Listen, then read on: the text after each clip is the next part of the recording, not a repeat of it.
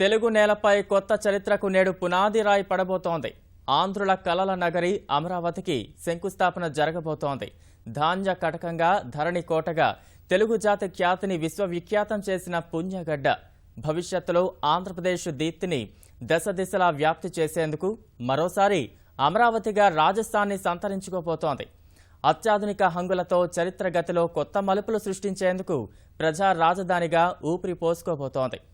ఎప్పుడెప్పుడా ఎదురు చూస్తున్న ఈ మహత్తర ఘట్టం మరికొద్ది గంటల్లోనే సాక్షాత్కారమవబోతోంది.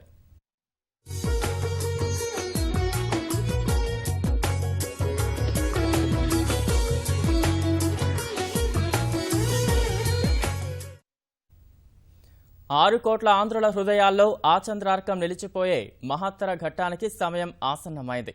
ఆధునిక ప్రపంచ నగరాలకు దీటుగా నవ్యాంధ్ర రాజధాని నిర్మాణానికి మరికొద్ది గంటల్లో తొలి అడుగు పడనుంది.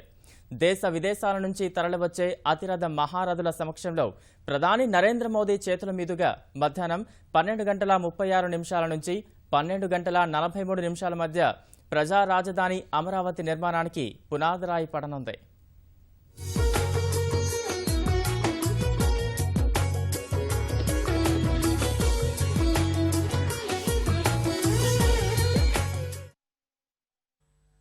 నవ్యాంధ్ర రాజధాని అమరావతి శంకుస్థాపన మహోత్సవానికి సర్వం సిద్ధమైంది. దేశ విదేశీ ప్రముఖులు, అతిరథ మహారథుల సమక్షంలో ఈ మధ్యాహ్నం 12:36 నుంచి 12:43 మధ్య శంకుస్థాపన కార్యక్రమం జరగనుంది. ఈ అరుదైన ఘట్టం తెలుగు ప్రజల మదిలో స్థిర స్థాయిలో నిలిచిపోయేలా ఆంధ్రప్రదేశ్ ప్రభుత్వం కనీ విని ఎరుగని రీతిలో ఏర్పాట్లు చేసింది. అమరావతికి శంకుస్థాపన చేయనున్న ప్రధానమంత్రి మోదీ, గవర్నర్ నరసింహన్, ఆంధ్రప్రదేశ్, తెలంగాణ ముఖ్యమంత్రులు చంద్రబాబు, కేసీఆర్, తెలుగు రాష్ట్రాలకు చెందిన కేంద్ర మంత్రులు సహా సుమారు 15 మంది కూర్చునేలా ప్రధాన వేదికను సిద్ధం చేసింది. కేంద్ర, రాష్ట్ర మంత్రులు, దేశ విదేశీ ప్రముఖులు, పారిశ్రామిక దిగ్గజాలు కూర్చునేందుకు మరో 2 అనుబంధ వేదికలను సర్వాంగ సుందరంగా తీర్చిదిద్దారు. ఈ వేదికలకు ఎదురుగా రాజధానికి భూములిచ్చిన రైతులు, వారి కుటుంబ సభ్యులు కూర్చునేందుకు భారీ ప్రాంగణం, ఆ వెనకనే సాధారణ ప్రజలు కూర్చునేందుకు మరో అతిపెద్ద ప్రాంగణాన్ని సకల సౌకర్యాలతో నిర్మించారు. శంకుస్థాపన క్రతువులో భాగంగా తెల్లవారుజాము నుంచే ప్రత్యేకంగా ఏర్పాటు చేసిన యాగశాలలో యాగం నిర్వహిస్తారు. 9 గంటల నుంచి గణపతి హోమం, పూజలు మొదలవుతాయి. ఈ మధ్యాహ్నం 12:30 శంకుస్థాపన ప్రాంతానికి రానున్న ప్రధాని మోదీ మధ్యాహ్నం 12:30 నుంచి 12:35 వరకు అమరావతి గ్యాలరీని సందర్శిస్తారు. అనంతరం శంకుస్థాపన పూజలో పాల్గొంటారు. 12:43 నుంచి 12:45 మధ్య ప్రధాన వేదిక మీదకు చేరుకుంటారు. 12:48 నుంచి 12:50 మధ్య మా తెలుగు తల్లి గీతం ఆలాపన ఉంటుంది. అనంతరం జపాన్ మంత్రి యోసికే తకాగి, ఆయన తర్వాత సింగపూర్ మంత్రి ఈశ్వరన్ తమ సందేశాలు వినిపిస్తారు. 12:56 నుంచి 1 గంట మధ్య కేంద్ర మంత్రి వెంకయ్యనాయుడు ప్రసంగిస్తారు. మాట్లాడేవారి జాబితాలో మొదట తెలంగాణ ముఖ్యమంత్రి కేసీఆర్ పేరు లేనప్పటికీ ప్రధాని కార్యాలయం అనుమతితో ఆయన పేరును కూడా చేర్చారు. అనంతరం చంద్రబాబు, చివరగా ప్రధాని మోదీ మాట్లాడతారు.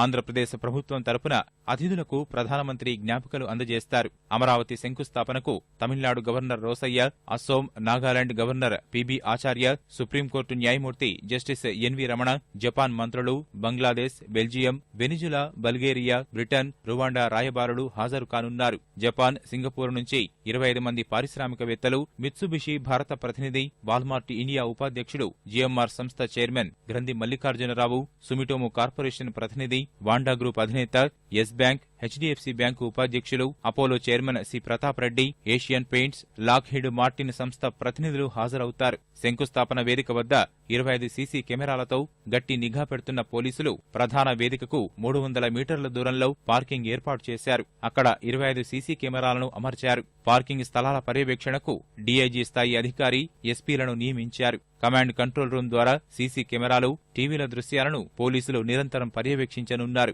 టీవీ ఛానళ్లలో వచ్చే వార్తలను కూడా ఎప్పటికప్పుడు గమనించి తదనుగుణంగా చర్యలు తీసుకోనున్నారు. కమాండ్ కంట్రోల్ రూంలో వైద్య ఆరోగ్య, రెవెన్యూ, ఇంజనీరింగ్, సాంకేతిక శాఖల సిబ్బందిని నియమించారు. శంకుస్థాపనకు వచ్చే రహదారులు సహా ప్రాంగణంలో ప్రత్యేక బలగాలతో పాటు మొత్తం 14,000 మంది పోలీసులను మోహరించారు.